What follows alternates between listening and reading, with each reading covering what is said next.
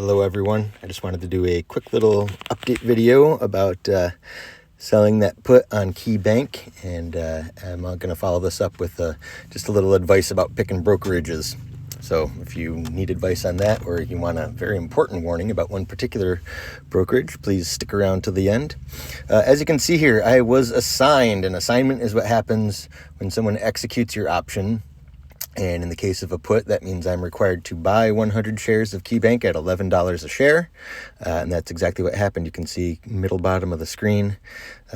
Starting at the bottom and working your way up, it was that first put I sold, the roll of the put, so taking in $23 in premiums, and then the $1,100 in collateral that I had put down has now been used to purchase 100 shares at $11 a share. And if you look at the top, and when I scroll to the top, you can see it's worth a heck of a lot less than that. This seems like a really big loss.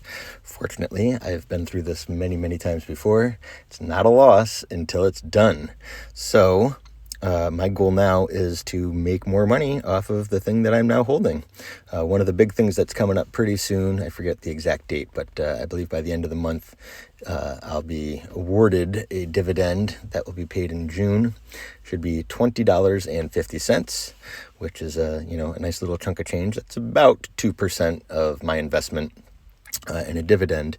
And I looked ahead, and if I wanted to sell a call, there's actually many good options here, but the one I'm probably going to do on Monday, I'm going to wait until I'm not going to set it up to go now, but on Monday I'm intending to sell the $11 call. That's what I bought it at, and I'm going to sell it at that same price hopefully about a month and a half from now.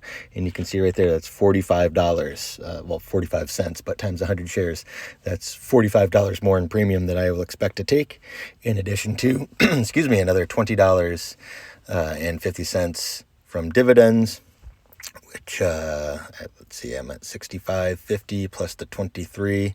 That would be $88.50. Should this thing actually be executed on June 16th? Excuse me again, I apologize.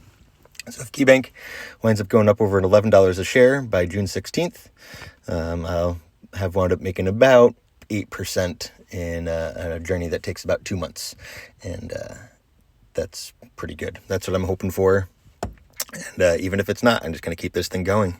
As long as KeyBank doesn't go broke, I should be good. I'm going to get my profit at some point.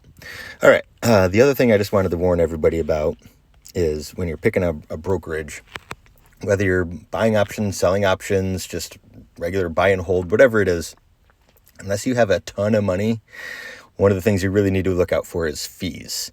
So I happen to be using Robinhood. They say they're no fee. That's not entirely true, but their fees are so ridiculously small. Like I was looking a little more closely at that first $10 put sell. They actually charged me 2 cents on a $10 transaction.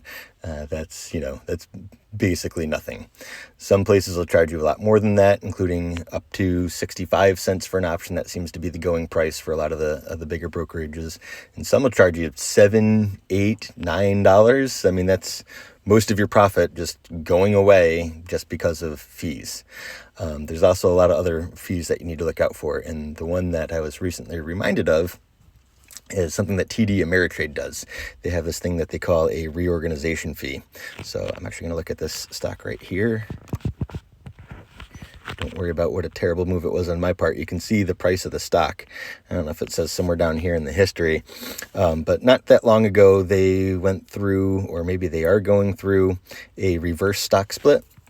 And if you don't know what that is, that's when, say, 10 shares of stock becomes 1 share of stock.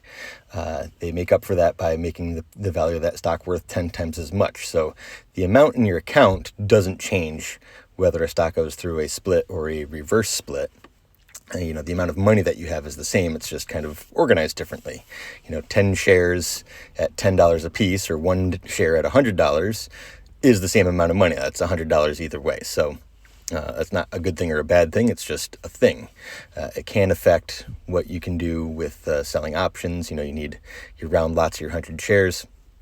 But the thing that really got me, the reason I moved all of my money away from TD Ameritrade, with the exception of one account that I couldn't find another place to send a Coverdell, That's a college savings account. But I moved all my IRAs away because when a split or a reverse stock split, which is one of these involuntary corporate actions, happens, TD Ameritrade charges you $38 regardless of how much money you actually had. So what happened to me just the other day is in my daughter's college account, I had one share of one stock that was worth 86 cents. And they went through a reverse split.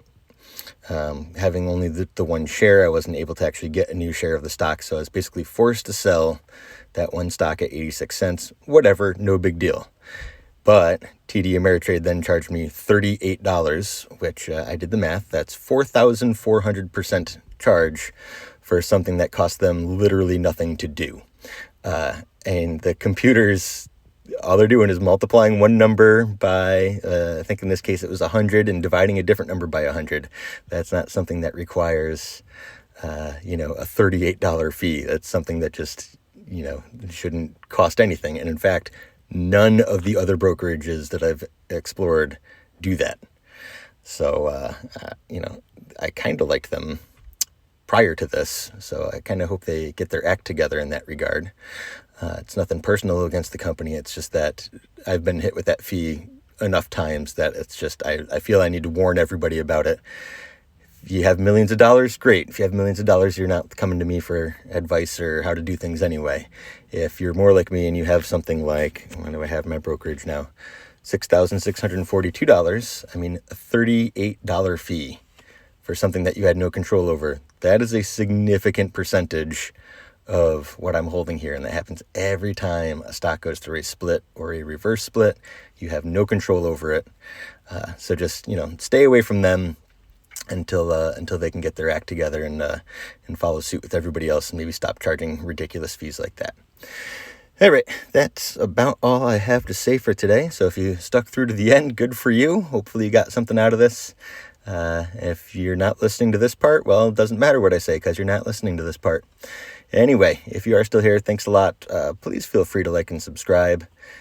Tell your friends. I'd love to get a few more subscribers on here. That would be great. And you take it easy. Have a great day. Bye.